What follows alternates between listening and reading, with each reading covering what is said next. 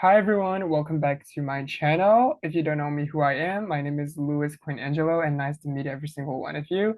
This is another episode of Luminous Podcast and actually this is episode 3 and I've got a special guest for you guys who is independent, inspiring, very admiring young lady named Neater. So can you introduce a little bit about yourself, please? Okay. Hello, everybody. My name is Nita Tate.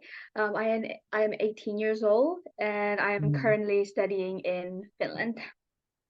Okay, so in this episode, we gonna discuss about perfectionism amongst young adults and teenagers like us from both perspective. I mean, from male's perspective, like me myself, and from a female perspective, like neither, because perfectionism has been a, a huge topic, amongst people these days. So, without further ado, let's get started. And these questions are mainly focused on teenagers and young adults, not adults. So, I'm not sure whether it does align with like adults people, but it is absolutely in alignment with like us, teenagers and young adults. Okay, Okay, so awesome. let's get started. How can parents support teenagers in dealing with perfectionism? What do you think? I think that nowadays um it has got to the point that people are being toxic people are getting into toxic perfectionism. So I would say young people, speaking as a teenager myself, young people these days are obsessed with looking perfect, appearing perfect, especially online, and how they appear in daily life. Very true, very true. So, how would parents support them? Like, not to obsess over the way they look. Um, I have absolutely no idea, to be honest, because this this state of like this obsession with perfectionism, I think, in my opinion, only started like around these years, a few years ago, and and it's also very hard to just look at it and be like and educate. I think it's hard for parents to educate because it's not something that we can pinpoint. True, true, very true. And especially because everybody is doing this, Hmm. because everyone is doing this same thing. It it it doesn't really seem out of place, or it doesn't seem like a bad thing. Hmm. But I don't know. I think that it also depends on how you were raised. You know, Hmm. did your parents or did your guardians Hmm. talk to you about the world views on perfectionism? Were you taught to be perfect from a young age, or like were Hmm. you did you did you Hmm. did you grow up learning that things are subjective? But Hmm. I don't know, parents. I honestly don't know. I think they should Hmm. just talk to teenagers more, love them more, show Yeah, appreciation yeah, for them, yeah, and true. respect them. Yeah. So, as for me growing up, my parents, not only my parents, but also my relatives, you know, did expect a lot from me, especially in academic field. So, whenever I receive bad, exam results, they would yell at me, like they would shout at me, like they would, Asian parents, typical Asian parents. So, yeah.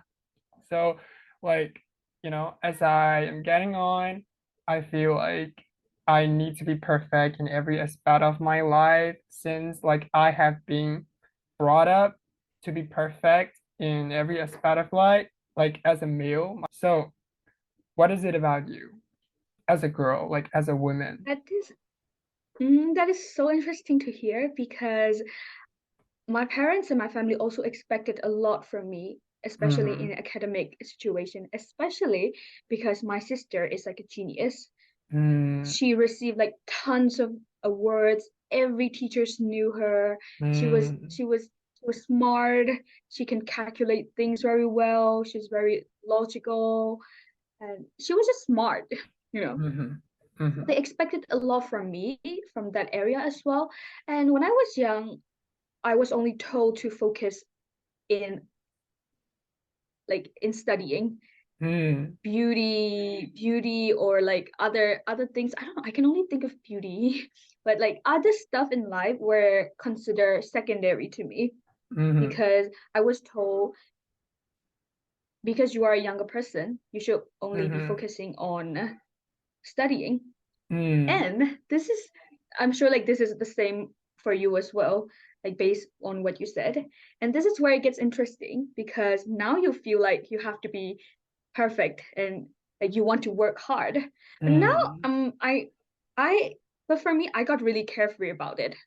mm. So now I'm like, I have spent my whole life trying to achieve better grades. Yeah. No matter how good my grades were, it wasn't enough for me Mm, or my mm. family. So now I'm just like, okay, I'm just gonna take the exam. Um, it is what it is.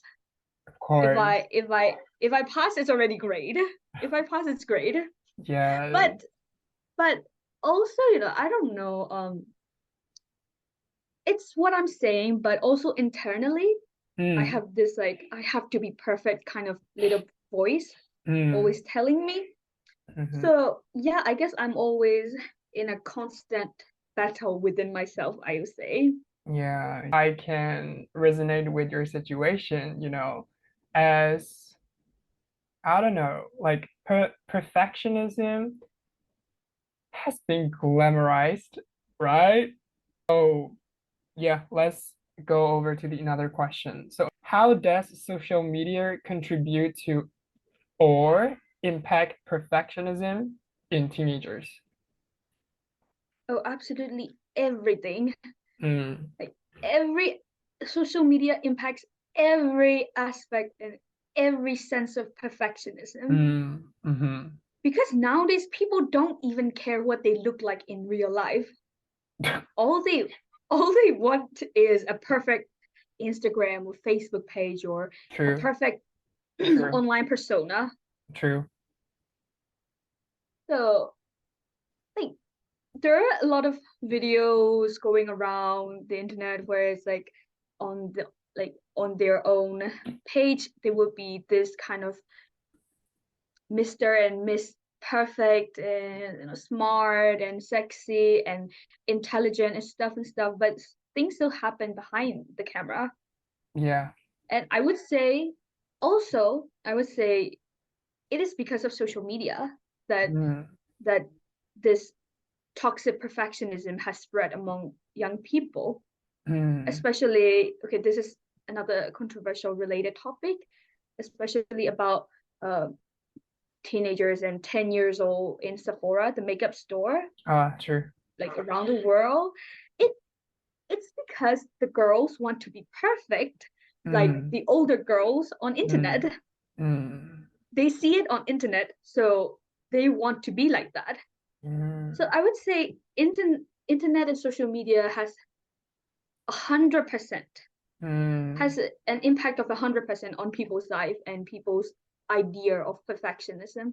You mean like those teenager, like 10 years old girls mimic the Mm, way, right? Like yeah. celebrities or people on TikTok do. Mm, Yeah. So, like not blaming them, because mhm, it is what happens when everything becomes normalized. true.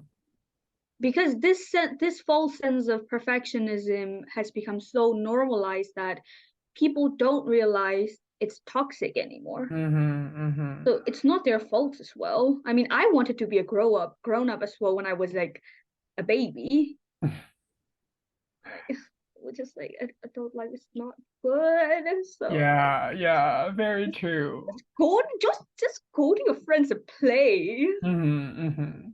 So let's move on to the another one. Another one is quite omnipresent, I would say, because like you can see it everywhere. Okay.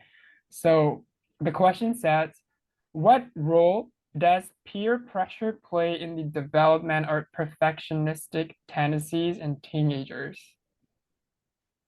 Peer pressure comes into play, dude. I would say a majority, like a really, really large percent. The vast Because majority. yeah, Yeah. because because I feel like we are being compared to our peers every second we live. Like, nobody, your family doesn't have to be comparing you and your friends to be like to have that kind of comparison sense. We Mm, are being compared. mm, I don't know how to explain this, but you're gonna notice, even yourself is gonna notice when the people your age are being perfect and being good, you're gonna notice it. For example, right? Let's say let's say your friend has really, really, really insanely good grade at school, and then like you want to be like them, you want to be like her, you want to be like him, so you will study like hell at home. Is mm, that it will get to the point of not eating, not sleeping, sacrificing your sleep and food for that. mm, So I would say be, being in a society itself, peer pressure is gonna make you make you be more obsessed with perfectionism. mm. True. So, like, from a male perspective, in this day and age, like, a lot of people, particularly those in their teenage, I would say, like, want to be tall, like, want to be tall, like 6 feet tall, and they want to have a broad chest to impress girls, because, like, I don't know, like they cannot deny it, you know. Despite knowing that it is not good, they cannot deny it. It's kind of like True. forming a habit. You're repeating Yeah. the same thing. That is why, like, I got this lesson. I really love this quote from the book that I read the other day, like called Atomic Habit by James Clear.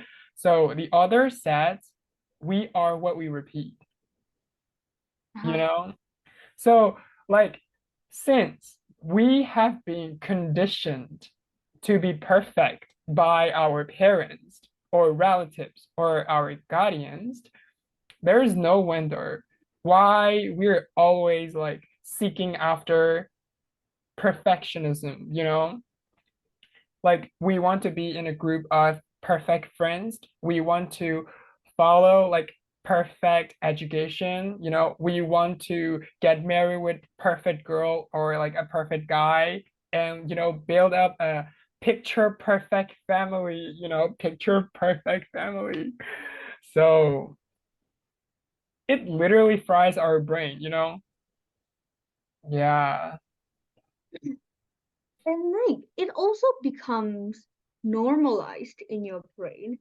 I Hmm. personally have encountered a teenager boy, much younger than me, telling me that he he wanted a nose job to fix his nose because he thought it was Oh. too big, the nostril were too big, and it was so sad Hmm. because he Hmm. was literally a teenager. Hmm. And it was a boy, and boys were Hmm. considered to be like, I don't know, to be, I don't know, like to Masculine. not care about their Yeah. appearance, right? Mm, And it was so sad for me to hear that, especially because in their mind, I mm, know that I noticed that in their mind they don't consider themselves perfect looking, good looking, mm, just because other people just because other people might be saying things to him, or just because internet on or social media has this perfect beauty Mm-hmm. standards.